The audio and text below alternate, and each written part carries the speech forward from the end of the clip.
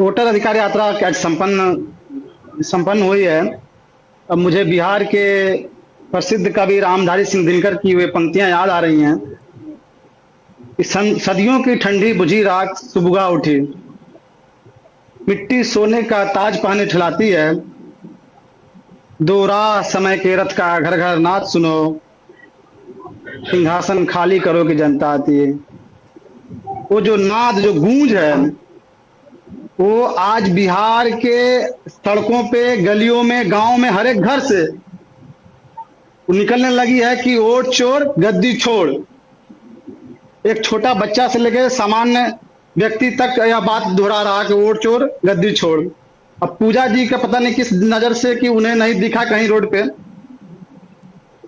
और यहाँ कोई छोटा और कोई बड़ा नहीं, बल्कि ये महागठबंधन के सभी नेता, आप दीपांकर भट्टाचार्य जी को भी देखी होगी, मुकेश सहनी जी को भी देखी होगी, राहुल जी को, तेजस्वी जी को, इसके साथ साथ अन्य राज्य के आप देखें, स्टालिन जी भी आए, रेड्डी जी भी आए, अखिलेश जी भी आए।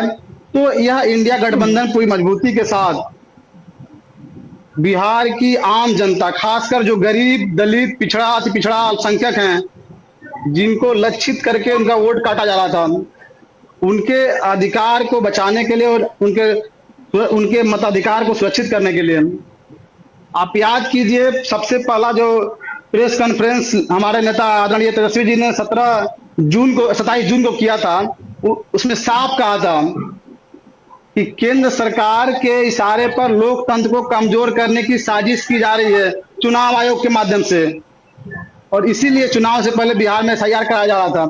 और कोर्ट ने भी फटकारा इनको, जिस बात को लेकर हमारे नेता ने मांग की थी कि आधार कार्ड को आप मानिए और जो नाम आप 65 लाख काटे हैं उसको नाम सार्वजनिक करें, जिससे चुनाव आयोग कतरा रहा था, वह सुप्रीम कोर्ट में फटकार के बाद उन्हें माननी पड़ी।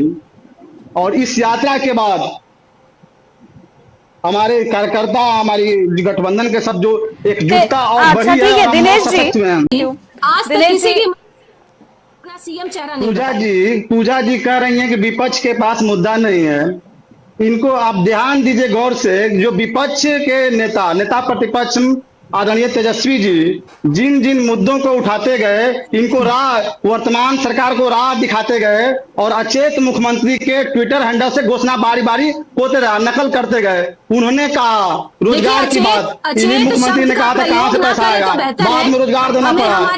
तो हमारे ही नेता ने कहा कि हम 2500 रुपया देंगे महिलाओं को, तो ये 10,000 पे आए हैं। हमारे नेता ने कहा कि 200 यूनिट हम बिजली फ्री देंगे, तब इनके नेता कहा नीतीश कुमार जी ने कहा था कि 1 यूनिट भी फ्री बिजली नहीं दी जानी चाहिए, लेकिन हमारे नेता ने कहा कि 200 यूनिट बिजली फ्री देंगे। तीनों मजबूर होकर ट्विटर हैंडल से घोषणा करना पड़ा 125 यूनिट देने के लिए।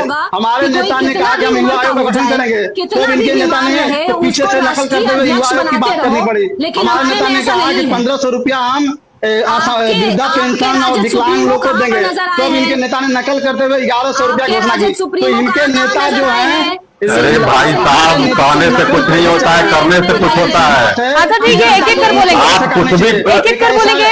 दिनेश जी, आप जो भी बातें कह रहे हैं चलिए मैं मानती हूँ, लेकिन